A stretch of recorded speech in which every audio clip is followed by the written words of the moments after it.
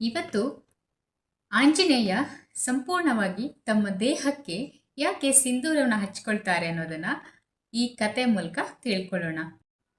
ಹೇಗೆ ರಾವಣನ ಸಂಹಾರವನ್ನು ಮುಗಿಸಿ ಶ್ರೀರಾಮಚಂದ್ರ ಅಯೋಧ್ಯೆಗೆ ಹಿಂದಿರುತ್ತಾರೆ ಸೀತಾ ಮಾತೆಯ ಸಮೇತ ಅಲ್ವಾ. ಆ ಸಂದರ್ಭದಲ್ಲಿ ಆಂಜನೇಯ ಕೂಡ ಹನುಮ ಕೂಡ ಸೀತಾರಾಮರ ಜೊತೆಗೆ ಅಯೋಧ್ಯೆಗೆ ಬರ್ತಾರೆ. ಅಯೋಧ್ಯೆಯಲ್ಲಿ ಬಂದಾಗ ಒಂದು ದಿನ ಸೀತಾಮಾತೆಯ ಕೊಠಡಿಯ ಸಮೀಪ ಹಾದು ಹೋಗ್ತಾ ಇದ್ದಾಗ ಸೀತಾಮಾತೆ ಕನ್ನಡಿಯ ಮುಂದೆ ಕೂತು ಸಿಂಧೂರವನ್ನ ಹಣೆಗೆ ಇಡ್ತಿರುವ ದೃಶ್ಯವನ್ನ ಹನುಮ ನೋಡ್ತಾನೆ. ಆಗ ಹೋಗಿ ಸೀತಾಮಾತೆ ಹತ್ರ ಕೇಳ್ತಾನೆ, ಸೀತಾಮಾತೆ ನಾನು ಒಂದು ಮಾತನ್ನ ಕೇಳ್ತೀನಿ, ನೀವು ಬೇಜಾರು ಮಾಡ್ಕೊಳ್ಬಾರ್ದು, ಅದಕ್ಕೆ ಉತ್ತರಿಸ್ಬೇಕು ಅಂತ ಹೇಳ್ತಾರೆ. ಆಗ ಆಯ್ತು ಅದೇನದು ಕೇಳು ಅಂತ ಸೀತಾಮಾತೆ ಹೇಳ್ತಾರೆ. ಆಗ ಹನುಮ ಪ್ರೀತಿಯಿಂದ ಕೇಳ್ತಾನೆ, ನೀವು ಈ ಸಿಂಧೂರವನ್ನ ನಿತ್ಯ ಇಡ್ತೀರಾ, ಅದು ಯಾಕೆ ಇಷ್ಟೊಂದು ದೊಡ್ಡದಾಗಿ ಇಟ್ಕೊಳ್ತೀರಾ ಯಾಕೆ ಅಂತ ಕೇಳ್ತಾನೆ.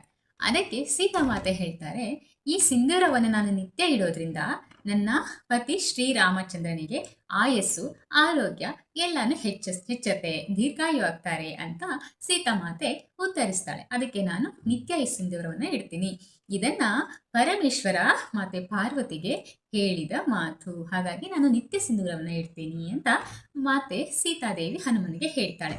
ಇದನ್ನು ಕೇಳಿದ ಮುಗ್ಧ ಹನುಮ ಏನ್ ಮಾಡ್ತಾನೆ ಅಂದ್ರೆ, ಹೌದಾ ಈ ರೀತಿ ಸಿಂಧೂರವನ್ನ ಒಂದು ಬೊಟ್ಟು ಸಿಂಧೂರವನ್ನ ಮತ್ತೆ ಸೀತೆ ಹಣೆಗಿಡೋದ್ರಿಂದ ಶ್ರೀರಾಮಚಂದ್ರನ ಆಯಸ್ಸೇ ಹೆಚ್ಚಾಗುತ್ತೆ ಅನ್ನೋದಾದ್ರೆ, ನಾನು ಸಂಪೂರ್ಣ ದೇಹಕ್ಕೇನೆ ಹಚ್ಕೊಂಡ್ರೆ ನನ್ನ ರಾಮನ ಆಯಸ್ಸು ದೀರ್ಘಾಯು ಆಗ್ಬಿಡತ್ತೆ ಅಂತ ಹೇಳಿ ಹೋಗಿ ಸಿಂಧೂರವನ್ನ ಸಂಪೂರ್ಣವಾಗಿ ತನ್ನ ದೇಹಕ್ಕೆಲ್ಲ ಹಚ್ಕೊಳ್ತಾನೆ. ಇದನ್ನು ನೋಡಿದ ಸೀತಾ ಮಾತೆ ಭಯಪಟ್ಟು ರಾಮಚಂದ್ರನ ಹತ್ರ ಹೋಗಿ ಹೇಳ್ತಾಳೆ, ಶ್ರೀರಾಮಚಂದ್ರ ಈ ರೀತಿ ಹನುಮ ದೇಹಕ್ಕೆಲ್ಲ ಸಿಂಧೂರವನ್ನ ಬಳ್ಕೊಳ್ತಾ ಇದ್ದಾನೆ ಅಂತ. ಆಗ ರಾಮ ಬಂದು ನೋಡಿದಾಗ ಮುಗುಳ್ನಾಗುತ್ತಾ ಹನುಮ ಕೂಡ ರಾಮನ ಕಡೆಗೆ ಬರ್ತಾ ಇರ್ತಾನೆ. ಆಗ ರಾಮ ಇದೇನಿದೋ ಯಾಕೆ ಹೀಗೆ ಹಚ್ಕೊಂಡಿದ್ಯಾ ಅಂತ ಕೇಳಿದಾಗ ಹನುಮ ಮುದ್ದು ಮಗುವಿನ ಹಾಗೆ ಮುಗ್ಧವಾಗಿ ಆನ್ಸರನ್ನು ಮಾಡ್ತಾನೆ, ಉತ್ತರವನ್ನು ಕೊಡ್ತಾನೆ. ಅದೇನು ಅಂದರೆ, ಮಾತೆ ಒಂದು ಬೊಟ್ಟು ಸಿಂಧೂರನ ಇಟ್ಕೊಳ್ಳೋದ್ರಿಂದ ನಿಮ್ಮ ಆಯಸ್ಸು ವೃದ್ಧಿಸುತ್ತೆ ಅನ್ನೋದಾದರೆ ನಾನು ದೇಹ ಪೂರ ಹಚ್ಕೋತೀನಿ, ಇದರಿಂದ ನಿಮ್ಮ ಆಯಸ್ಸು ದೀರ್ಘಾಯು ಆಗಿರಲಿ ಅಂತ ಹೇಳ್ತಾನೆ. ಆಗ ರಾಮನ ಕಣ್ಣಲ್ಲಿ ನೀರು ಸುರಿಯೋದಕ್ಕೆ ಶುರುವಾಗುತ್ತೆ, ಪ್ರೀತಿಯಿಂದ ಆಲಿಂಗನವನ್ನು ಮಾಡ್ಕೋತಾನೆ. ಆ ಕಾರಣಕ್ಕೆ ಮಂದಿರದಲ್ಲಿ ಹನುಮನಿಗೆ ಈಗಲೂ ಸಿಂಧೂರವನ್ನು ಹನುಮನ ಸಂಪೂರ್ಣ ದೇಹಕ್ಕೆ ಅಲಂಕರಿಸಿ ಪೂಜೆಯನ್ನು ಮಾಡಲಾಗತ್ತೆ.